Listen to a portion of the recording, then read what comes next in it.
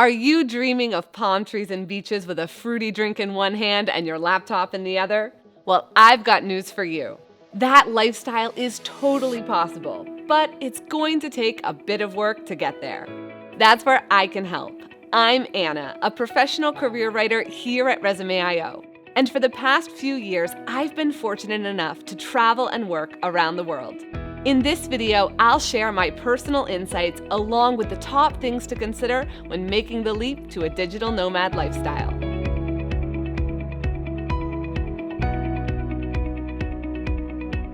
So how can you land that dream job that lets you pay your bills and see the world? My number one tip that will already put you halfway to your goal is to learn a skill that can be done remotely. It could be coding, writing, graphic design, financial management, content creation, consulting. There are so many possibilities here. Think about the skills that you have currently and then look into what you enjoy doing and what comes easiest to you. You should also consider the earning potential of a possible remote job, because you don't want to end up in a situation where you don't have the money to enjoy the place you've traveled to. I encourage anyone who wants to make the leap to remote work to really spend some time brainstorming this and even writing down the pros and cons of each skill you might want to learn.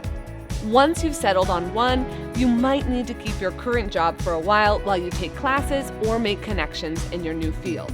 The second thing to consider is what travel and work actually means to you. Do you envision total freedom to hop between countries and live the digital nomad lifestyle in the truest sense? Or maybe you still want a salaried position with an office that you can come back to every few weeks. Has it always been your dream to move to a particular country and open your own business there? These are all things to consider not only for yourself, but also for legal purposes. Several countries offer digital nomad visas to those who want to live and work remotely there. But each of these countries has different rules about who can apply and the type of work they can do there, so you need to make sure you qualify. You'll also have to consider taxes. It's not glamorous, but it matters. Americans, for example, have to file taxes based on worldwide income, even if they live abroad. Other countries go off of residency.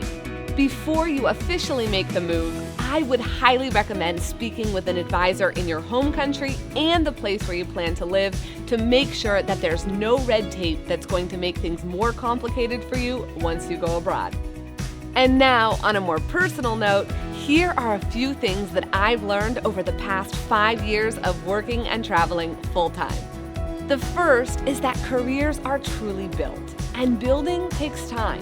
When I started writing and working in video production, I needed a second job to support myself while I got established. I looked for flexible opportunities that would allow me to travel and make a name for myself in the field I wanted to work in.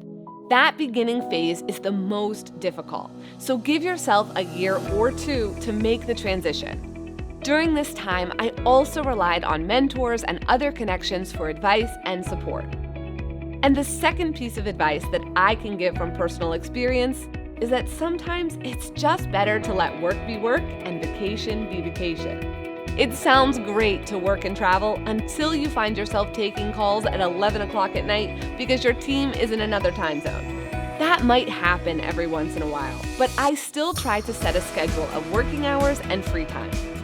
I'll be making an entire video with my tips for managing your work-life balance, so if that's something you struggle with, you might want to check that out. The last tip I want to offer is some of my favorite resources.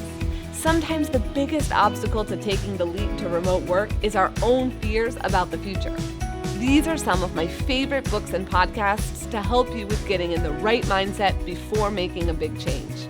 There's so much to learn from people who have been there before, so I encourage you to read or listen to some of these while you contemplate your next steps.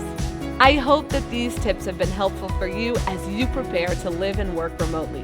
It's been one of the best decisions that I've made personally, and I hope it will be the same for you.